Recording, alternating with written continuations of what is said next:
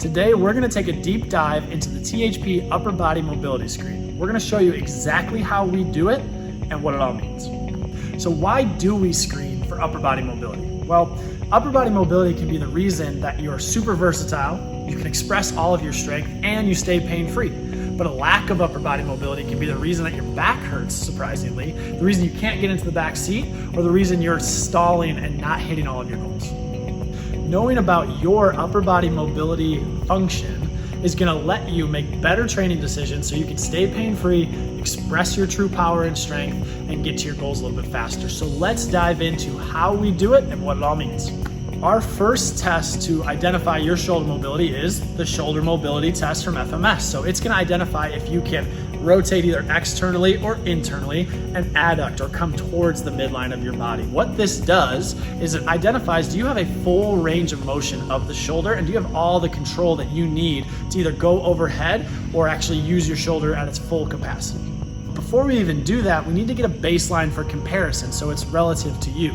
The way we do this is we're gonna use the FMS kit and the dowel in the kit to measure how long the hand is from wrist to the end of the middle finger. Now that we have a basis of comparison for you that's relative to your hand size, we can go ahead and do the test. So we're gonna have the person line up with their feet together, arms are gonna be out wide, they're gonna wrap their thumb with their fingers, and they're gonna try to get their fists as close together as possible. What we're doing from there is gonna assign a score of 0, 1, 2, or 3. Now that the person has completed the test, we have to score it. So our scores range from 0 to 3. A score of 0 is dependent on pain. So no matter where the hands land, if there's pain present, we're gonna score it as 0. That means we have to address the pain before we get to training. Now the next score is a score of 1. That means that the two hands did not get within 1.5 lengths. So if they measured at 20, then it was not at least 30 apart.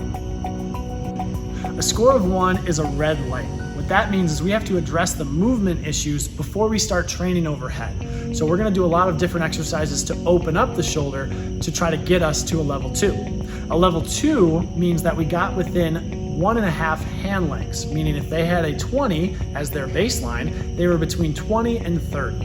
A score of 2 is a yellow light. A yellow light means that we can do some overhead training, we just need to be careful with our exercise selection.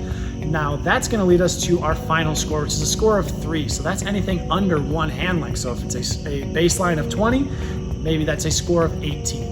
What that is a green light. That means we can do all overhead training as long as our stability is good and we don't feel like we're gonna be in any position to put ourselves at risk.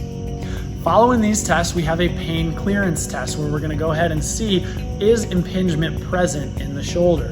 Now, if we pass with flying colors on our shoulder mobility test, but have pain present with our impingement test, that's gonna change our score from a 3 to a 0. Again, if there's any pain, we need to address the pain first before we prescribe any functional fitness. For the most part, the shoulder mobility test and pain test can tell us all we really need to know about the shoulder, but we have 3 separate breakouts just in case there's any asymmetries or we're scoring lower than we want to, like a 1 or a red light. Now, if we are scoring lower, we're gonna go ahead and take a little better look at why that might be happening. The shoulder has 3 separate components that make up its total health. The first is the T-spine, rotation and flexion extension. The second is the joint itself. And the third is your lat length, or how much you can actually get your arm overhead. Now what we do if we have any asymmetries or any red lights is we're gonna take a deeper dive into these 3 breakouts to see what might be causing the problem so we can pick the right exercise to attack them.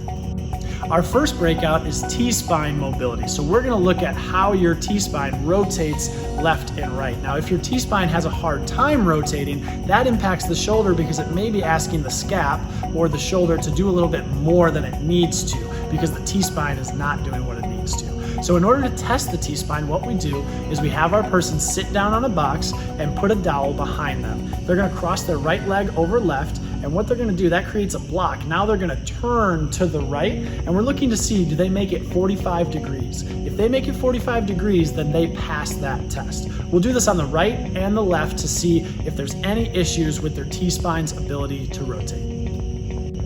Once we're done identifying if there's any issues with the T-spine, we're gonna look at the capsule itself with our 90-90 test. So we're gonna have our person just stand straight up, elbow's gonna come out parallel with the shoulder, and they're gonna go ahead and rotate back. What we're looking for is if they can actually rotate past their spine angle. So if my spine's vertical, if I can get past the spine angle.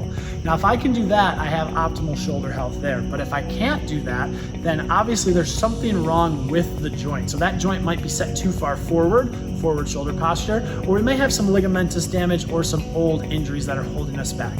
Whatever the reason is, if that capsule's in pain or limited in its range, we need to address that. The third and final test we have to look at is our lat length test. The reason we look at this is because even though our joint might be okay and our T-spine might rotate fine, if our lat cannot give us the appropriate range to get overhead, we're gonna have a hard time lifting overhead. And if we still try to go overhead, we might put our low back or some other area of our body at risk. So the way we test lat length is we're gonna go ahead and have them sit up against the wall in a little quarter squat. We're gonna push our head back against the wall, tuck our chin, get our shoulders nice and flat, low back nice and flat with the wall.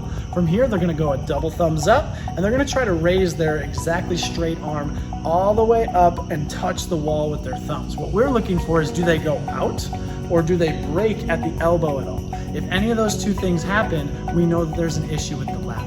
What we're looking for is, where does the arm stop once the break happens? If it doesn't at least cover the nose, we know there's an issue with lat length, and that's something we're gonna have to address. As you can see, the shoulder and how it functions is actually dependent on a lot of different parts of the body because it's all connected. That's why we take such a deep dive at the different components of shoulder health. Now what we're gonna look at is, why is that important and what it means for you. This is so important to look at all the components of shoulder health, because if you're not addressing these issues, it might not lead to pain at the shoulder, but it actually can lead to pain at the low back. It can strip you of your strength and your power, or it can put you in a position that might degrade the shoulder over time, which we don't want. Now that you know how we test the shoulder and why it's important, you can try these out on your own. You can film yourself and see if you have any limitations or any asymmetries. If you do, it may be something you want to consider before you start your next training cycle.